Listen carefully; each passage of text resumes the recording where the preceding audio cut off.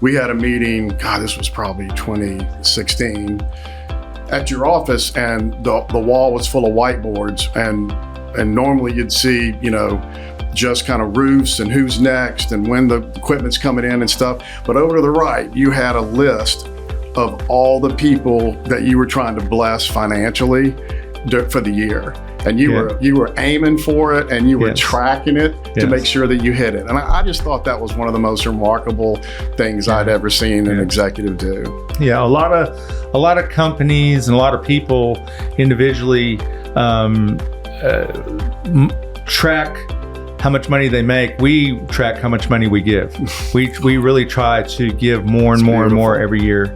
We try to really be the hands and arms and feet of Jesus extended everywhere we go. Yeah, and wouldn't surprise people about how much passion that your team has for what you do. Yeah, it's a culture that we have, in our company.